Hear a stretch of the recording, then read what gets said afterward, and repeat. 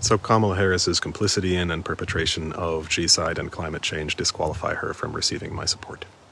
G-side is a red line. Add to that her bragging about how she'll be tougher on the border than Trump would, and all the other explicit platform pieces and rhetoric of hers, which are signaling exactly what kind of leader she is and will be. The people insisting that, well, this is still the Biden administration, maybe she'll be better once she's in office, or we can pressure her to stop committing G-side once she's elected, or whatever other fantasy thought people say, sound pretty delusional to me. She's taken like $5 million from the perpetrator of this G-side, and literally all she's ever said about it is that the perpetrator has the right to do what they're doing. She's been 100% consistent on that, and her VP pick said that the perpetrator expanding their territory is a necessity for the U.S. She's not being coy or subtle about this. She's all in. In any just world, Biden's entire administration would have been dragged in front of an international court for their crimes a year ago. I don't think that anyone actually believes that if you ask international war criminals funded by the largest corporate cartels in the world really nicely to just chill, that they will. So the people defending her or downplaying her criminal complicity, in my opinion, are kind of pissing on the graves of her victims. She's a war criminal, and in any healthy world, she'd be morally and legally disqualified from ever holding any position of authority again, let alone leading the largest military and economy that the world has ever seen. There is a logic chain that flows from that foundation that might surprise some people, though. I'll share some of the links in that chain to get to the conclusion. The first link is best understood through a single person, Miriam Adelson. She's a deranged billionaire, and she wants just one thing: the complete eradication of Palestine, including the West Bank. The Democrats are far too soft for her, so she went to Trump at the beginning of this election cycle and said, "I'll become your largest campaign donor if you promise me one thing. I want the West Bank annihilated as soon as possible." Trump happily took the money. So we know that if Trump wins the White House, the West Bank will likely not last the year. As a continuous homeland that has been lived on and in by indigenous people, Palestine will be gone. It will only exist in the diaspora. Yes, Harris is absolutely committing and committed to G-side, and scales of harm matter, especially to the victim. Someone who blows up 100 houses and someone who blows up 1,000 houses are both guilty of the same crime. But the people who live in the 900 houses between those two possibilities are the only ones who really understand the difference between those two criminals. I genuinely understand the statements, if the Democrats lose, it's their own fault, and a vote for Stein is just a vote for Stein. There's some truth and integrity in those statements. I'd just ask you to picture an old school scale. If this side is heavier, then the West Bank is 100% going to be blown into oblivion. If this side is heavier, maybe it won't be. You have one weight to place. In reality, placing your weight anywhere other than this side of the scale will make it more likely that this one is heavier. Netanyahu visited Trump at Mar-a-Lago last week. They have a strong preference for Trump winning this election, and it's worth paying close attention to what they want, because it's guaranteed to be the opposite of what any healthy people want. So when Netanyahu says, with his actions, that he strongly prefers Trump, I believe him. The race is neck and neck. So despite all the rhetoric about how a vote for Stein is just a vote for Stein, in reality, every vote that doesn't go to Harris makes a Trump win more likely. We can and absolutely must talk about how, hey, this scale seems like maybe the most evil thing in the world. We should absolutely destroy this entire scale. Yes, I 100% agree. The scale is irredeemable and driving us towards an unlivable world. And for as long as it impacts people's lives, we are responsible for the effects of where we place our weight. The second link takes a super quick recap of accelerationism. Accelerationism is a compound political belief. The first part is that the current system is inherently irredeemable and incapable of creating a healthier, livable world. The second part is that people won't change until the system gets so bad that it's completely impossible to pretend that it works. So we should try to make the system as bad as possible, as soon as possible, so that everyone wakes up and changes it as soon as possible. The two common critiques of accelerationism are these. One, the propaganda model is so highly refined that people today can literally watch their towns washed away by climate change and their government, their neighbors down in the street, and will still not wake up to who their actual enemies are. So the idea that if things get bad enough, people will wake up seems to be as much a fantasy as the idea that Harris will stop committing crimes against humanity once she's in office. And two, the effects of accelerationism are always heaviest on the most marginalized people in a society. So accelerationism literally trades the lives and bodies of the most marginalized people in a society for the possibility that people might wake up and take meaningful action. Very few accelerationists know they're accelerationists today. Accelerationism sounds like these phrases. I can't support G-side, so I can't vote for Kamala. Or, we just have to try something different. Or, I don't care, I just know that I can't vote for someone this evil. If you fill in those statements, giving them the full benefit of the doubt or the best possible argument, what they're saying is this. The increase in harm that my accelerationist action will cause in the short term is less than the harm over time that will be caused if this system is not changed in the very near future. So yes, everyone will suffer because of my choice, especially the most marginalized, but I still think it's the best possible chance we have for a livable world, and I believe that that cost is worth paying for that possibility. An honest accelerationist can say that complete sentence and will stand behind it.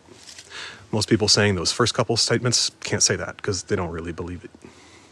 But regardless of what their motivations or beliefs are, in effect, in reality, voting third party is an accelerationist position. Similarly, not voting to keep our hands clean is an accelerationist position. The very idea of a protest vote or a protest abstention relies on the idea that somewhere, someone might care about your protest, that your protest might have some impact. Let's be real here. Literally no one cares if you don't vote or vote third party. The only effect it has is to make the lives of the most impacted people worse.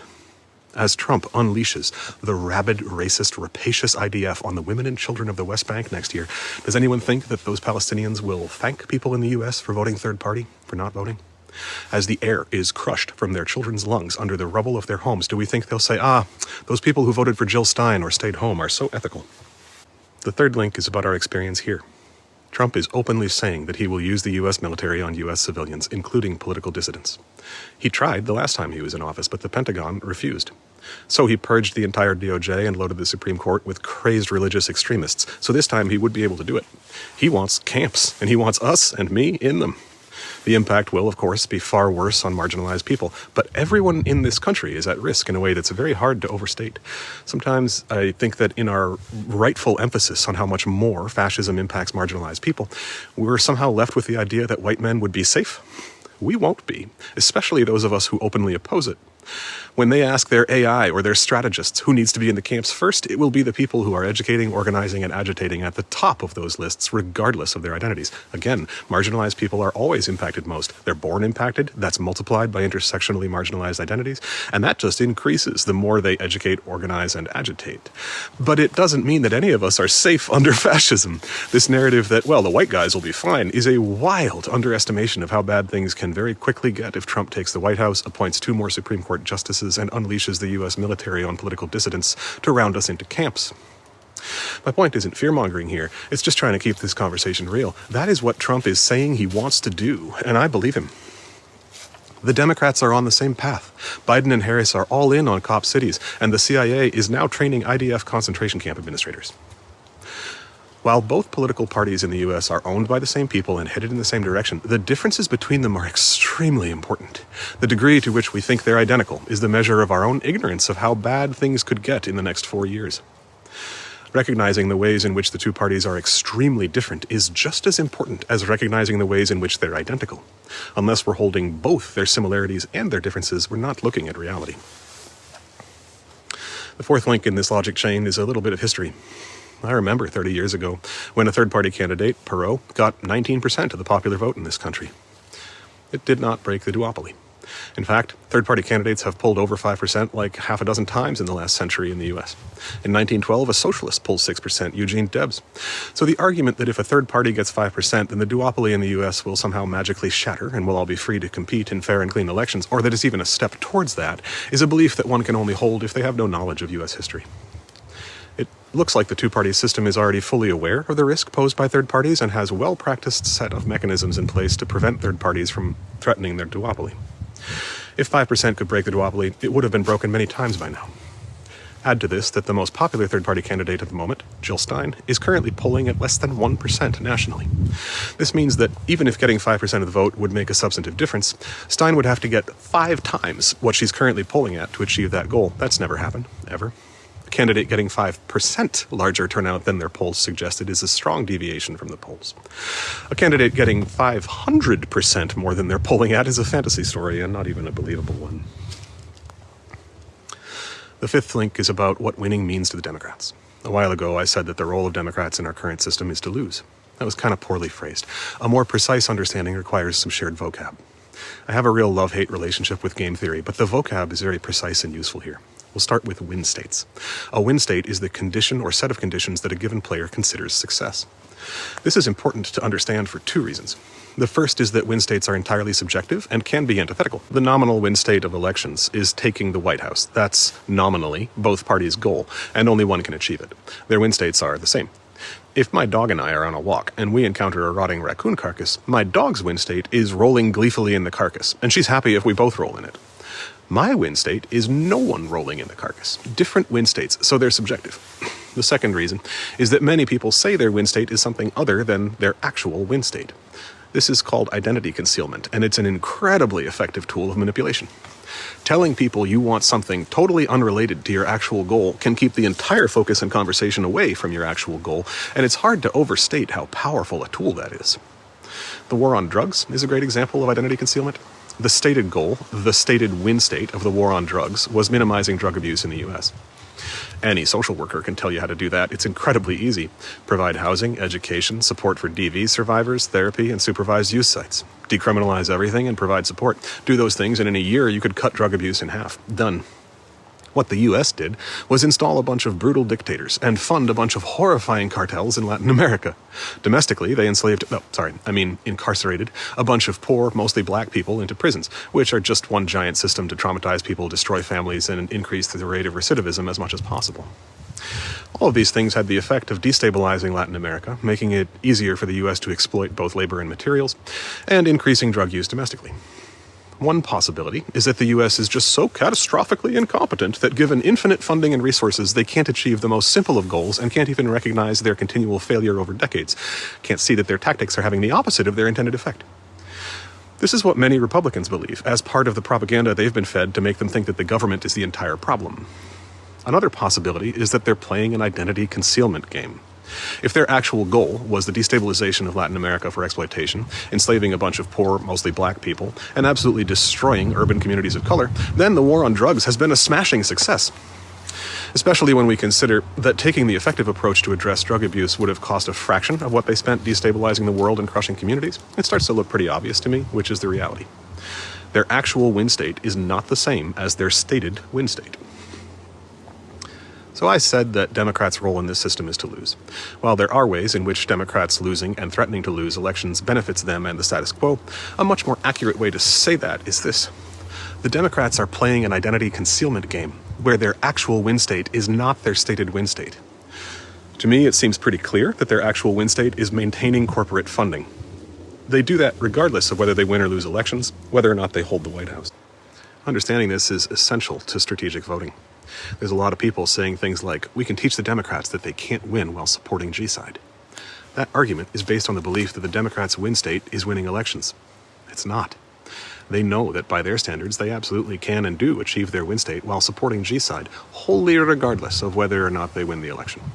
Put simply, they're categorically lying about what their win state is. If you don't believe me, just take this position for a spin. Remember that 70% of enrolled Democrats oppose this G-side. With that in mind, instead of thinking that Harris and the Democrats are playing to win elections, look at their actions based on the belief that they're playing to keep corporate funding. Just see how it lines up. The sixth link is about value sets. Two more vocab terms here about ethics this time. Deontological ethics are the innate ethics of an action. Statements like, violence is wrong, are deontological. Teleological ethics are about the effects of an action. The end justifies the means is a teleological statement. In reality, we all balance these all the time. If a child runs into your house and says, someone's trying to hurt me, will you hide me? And you do, and then some huge angry dude covered in blood with an axe knocks on your door asking if you've seen a child, you'd probably lie. That's teleological ethics. You may think that lying is bad on a deontological level, but the effect of lying in that situation is good. So your teleological ethics take precedence. In that situation, someone who believes purely in deontological ethics would say, lying is wrong, so I will tell you that the child is hiding in that closet behind me. On the other hand, if someone said, you can end climate change right now by taking the lives of every single person you love, I don't think anyone could do it. That is our deontological ethics taking precedence over the teleological. Despite strange people trying to claim otherwise for weird reasons I don't understand, in reality, we all balance these all the time.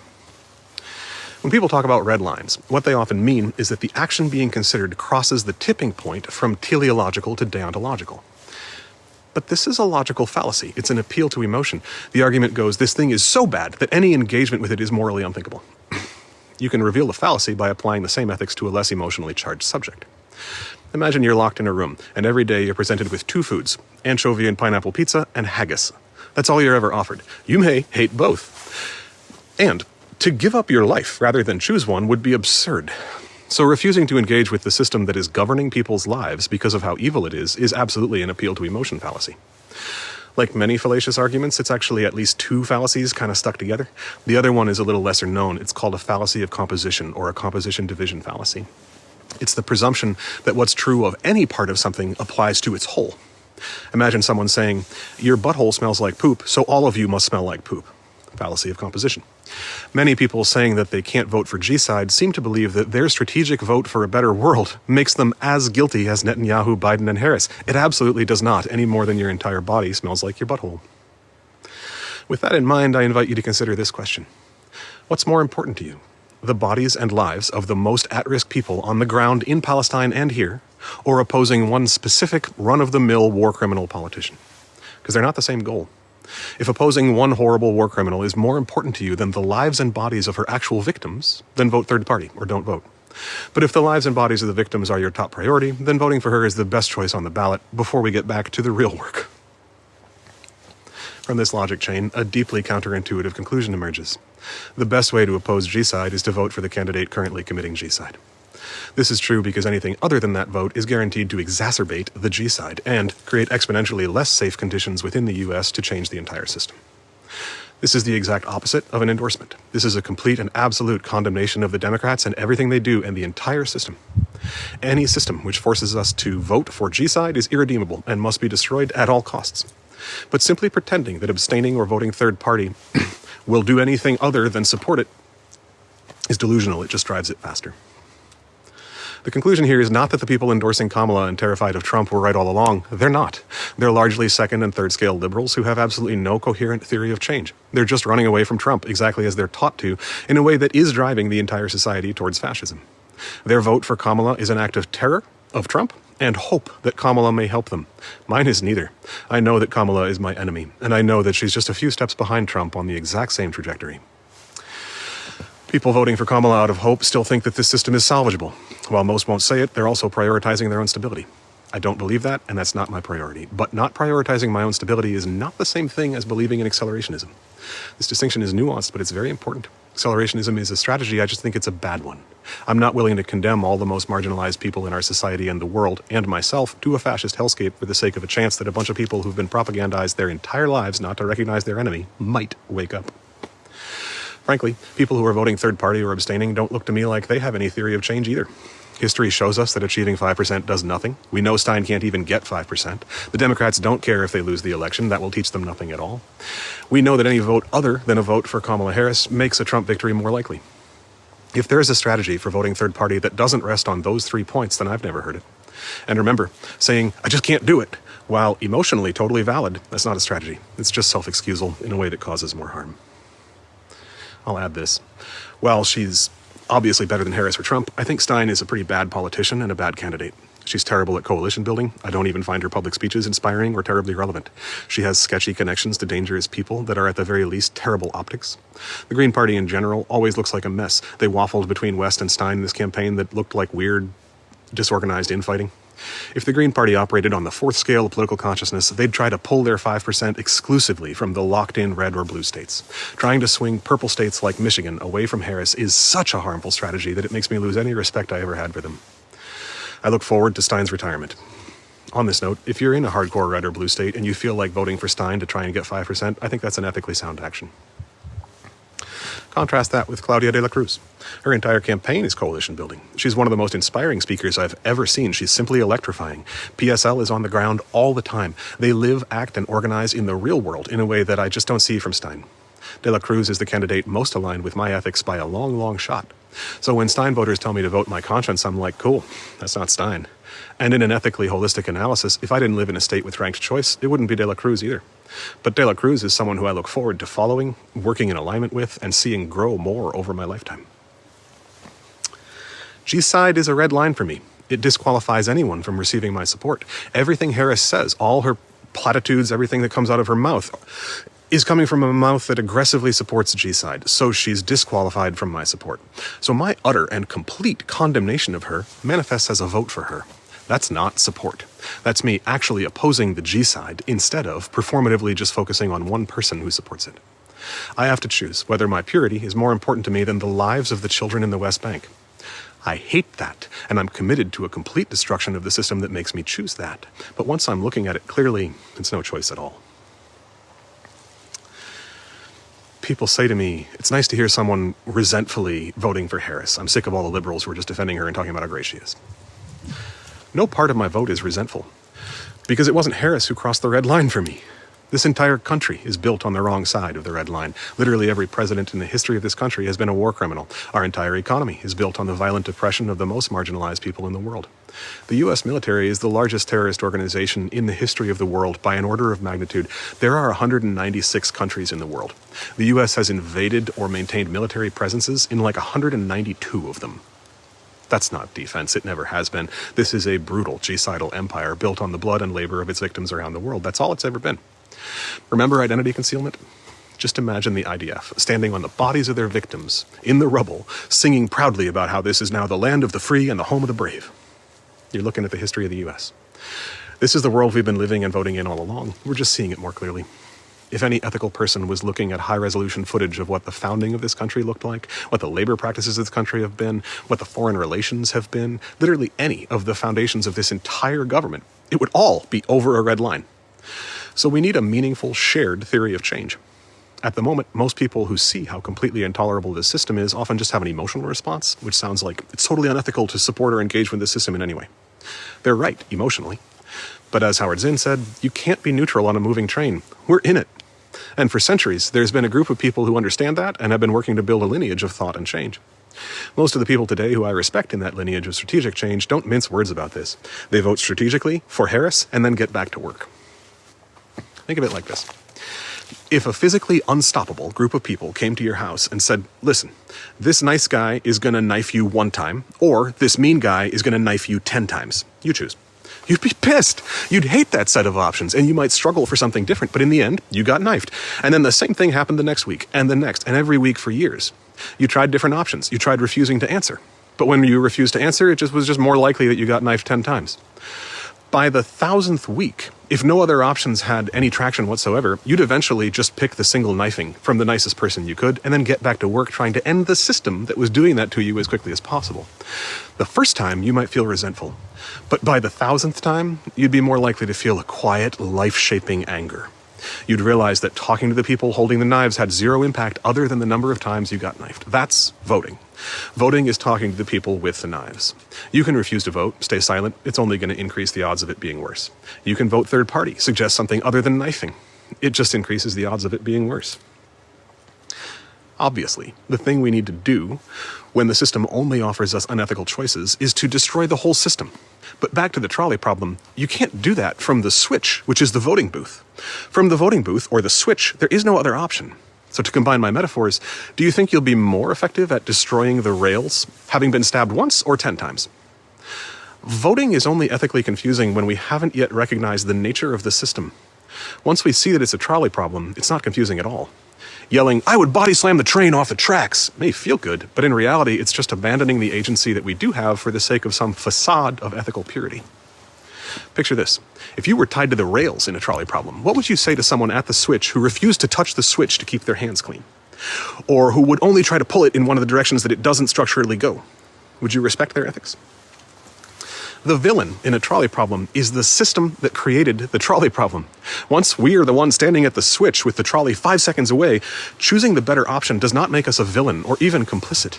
It just makes us responsible and ethical people. Complicity comes when we pretend that we have more agency in a single moment or choice than we actually do, and when we don't commit our lives to destroying the rails. So I don't resent Kamala Harris any more than I resent the better switch position in a trolley problem, or the number 1. Is any number of people getting run over by a trolley acceptable? Is 1 an acceptable number of times to be stabbed? Of course not. No, never. Do I resent the number 1 for being the more strategic choice in that scenario? No, it's my preference. But that awareness is built on the embodied understanding that Kamala Harris and Donald Trump are simply what this system is. They're brutal war criminals intent on ending the world. There's no hope in choosing to be stabbed just one time. I'm not endorsing it. I'm condemning it with every fiber of my being. And once I see that this is the nature of the system and the agency I have from a voting booth, I still choose once. One of the things that I hope people take away from this video is this. Supporting Kamala Harris is just as unethical as not voting for her. Would you call your choice to only be stabbed once support for the stabbing? In my opinion, the only ethical vote for Kamala Harris is a complete damnation of her and a commitment to the complete destruction of the system she represents. A vote for her from hope or purely from fear is deeply unethical because those are neither strategic nor commitment-based actions. Most of the people voting for Harris have no theory of change and are not acting or risking anything to create a better world where they don't vote for war criminals. Most of the public dialogue seems to miss this conversation entirely. Seems like a lot of people are either just saying they won't vote for a war criminal or trying to paint Harris and the situation we're in as better than they are. To be quite frank, both of those positions sound equally delusional to me. And the people saying both often sound like they're trying to convince themselves of something because they can tell their perspective is incomplete. I don't think anyone who's been planning on voting third party actually thinks it will help anything. It just looks like a well-intentioned effort to not be complicit, leading to a strategy that actually makes them more complicit in ways that it hurts to look at. We don't want to be complicit in evil, and that's honorable and respectable. But when it leads us to ignore or deny the ways in which a performative failure for the sake of purity makes us more complicit in evil, that's no longer respectable. And I don't think anyone actually believes we can move Harris closer to humanity once she's elected. They're just looking for some rationale for their vote. But they're also not seeing the whole picture, because it would ask a lot more of them than just voting. So it felt important for me to add my 2 cents to this conversation, because I don't hear anyone else talking about how, from this set of awarenesses, a vote for Harris is the most utter and complete condemnation of her that I could possibly make. Whether or not you agree with my logic here, I hope you can at least see that. Also, for the record, I live in Maine, where we have ranked choice, so it's easy for me, and I wish that all the energy and money going to Jill Stein were going to ranked choice nationally. I think that would be a far more strategic use of energy and money at this time. I'll wrap up with this. The entire movement condemning Harris, saying we wouldn't vote for her, has been absolutely healthy, helpful, and positive. It has kept a spotlight on her crimes and been a key part of every tiny head nod she's made towards humanity, including calling for a ceasefire and picking walls. The fact that those performative little meaningless gestures are nowhere near enough is evidence of how irredeemable she and the system are. Point is, a diversity of tactics is always the strongest strategy. We've needed the public pressure, and it's helped. I've chanted in the streets that I won't vote for her, and that was ethical and powerful. Well done, everyone. And carrying that strategy into the voting booth is no longer good strategy. On a ballot, it becomes active complicity in the escalating horrors that Trump will perpetrate, both here and there, if he wins. Nobody has to say this, though as the election gets closer, I think that as many people publicly recognizing these truths as possible is helpful. The trolley is here, and yelling, "Just throw the lever," is helpful now. But no one has to say it. It stings my mouth as well. The only way I can get the words "I'm voting for Harris" past my lips is by publicly saying that my vote for her is a complete damnation of her and everything she stands for, and explaining why. Whatever we say or don't say, though, once we're in the voting booth, I hope we remember this. Performative failure is not strategic action. It helps no one at all and causes a lot of harm. As U.S. citizens, none of our hands are clean already. So let's stop pretending that they can be, however we vote, and vote for the candidate with a pathway to victory who will cause less harm, and then get back to work destroying the system that forced us to make such an unthinkable choice.